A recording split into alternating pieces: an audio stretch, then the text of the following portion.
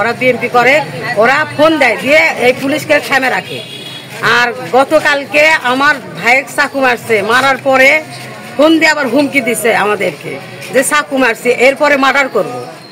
এই চাকু মারার আমার মা দেখে সাথে সাথে আমার মা ব্রেন স্ট্রোক করে মারা গেছে।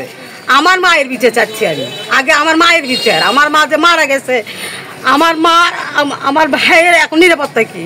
চাকু মারছে তো বাড়াই হলো যে সোলা করে আমরা যাওয়ার বাবা আমরা যাতে যাতে শেষ। মদ খেয়ে ড্রিঙ্ক করে এটা করে ওটা করে আমাদের ভয় দেখায়, আমাদের সাথে খারাপ ব্যবহার করে, তাদের কথা বলা যায় না, কিছু বলা যায় না। তারা সবসময় অত্যাচার করে। কিসের জন্য? আমরা এর বিচার চাই। নয়নের ছেলে পেলে যত আছে সবাই, আবির টাবির, এই যে আবির, তারপরে আর কি কি নাম, আমি ওদের সঙ্গে মিশিয়ে যাই। তারা বলে যে আমরা এখন বিএনপির লোক, এখন আওয়ামী লীগ চলে গেছে, আওয়ামী লীগে সটাবো, এখন বিএনপির লোক আমরা, আমাদের কে কি করতে পারবে? আমরা নেতা ভোটে দাঁড়াইছে, ইয়ে করতেছে বিএনপির থেকে, বিএনপির সরকার তো এখনো আসেইনি, সেখান থেকে ভোটে দাঁড়াইছে, তারা বিএনপি নিয়ে কেন এত মাতামাতি করতেছে?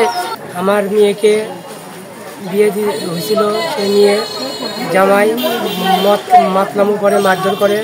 আমার মেয়ে তাকে ডিভোর্স করে। ডিভোর্সের পরে ছেলে পক্ষের লোকজনের আসে আমাদের বাড়িতে হামলা করে। আমি এই জন্য থানায় অভিযোগ করি, তারপরেও আমার হুমকি দেয়, মারধর ভাড়া হুমকি দেয়। আমি আবার থানায় অভিযোগ করি।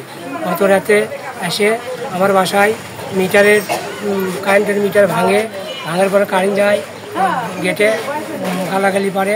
আমি তখন বাড়ানোর পরে ওদেরকে দেখি, দেখার পরে ওরা আমার উপরে আক্রমণ করে। গেটের সামনে বসে আছে চাকু নিয়ে, আর একটা বোতল ইয়ে নিয়ে বসে আছে, মদ নাকি বাবা বললে পাম না। আমি একটা এসটি হলে দেখিচ্ছি যে হলে জেলে নিয়ে বসে আছে, ফাঁস করে আমাকে চাকু দেখাচ্ছে। আমার বউ ওরা তো মারছে, ওক তো মারছে, ওক নিয়ে গেছে হসপিটালত। এদিকে ছল দেখ মনে কর, মাওটা খালি দেখিচ্ছে আমাকে জানলা দিয়ে। আমি খালি করছি যে ও আমাকে দেখিচ্ছে, দৌড়ে গেছি, যায় দেখি যে খালি বালিশ পরে যাচ্ছে, পরে যাচ্ছে, তার তুলাম। তোর মনে করেন যে এমন অবস্থা, আমি আবার অনেক দৌড়ে ডাকবার গেছি, আর সে দেখি যে নাই। প্রচুর নেশা করে এসে বাড়ির সামনে প্রচুর মুখ খারাপ, গালি গালাজ, লাথি, নিজের সেন্সেই ছিল না। সে মনে করেন নিজে যে দাঁড়াবে ওই রকম অবস্থায় এসেছিল না। ওই অবস্থায় আমাকে এবং আমার বাবাকে মানে মারার উদ্দেশ্যেই তিনি আসছিল। তার কাছে ওর সাথে ছিল 6 জনের মতো। 2টা ছেলে ছিল, ওর চাচা নয়ন ছিল, মিলন চাচা ছিল, রাফি ছিল, ওই ছিল। মোট 6 জন মিলে ছিল।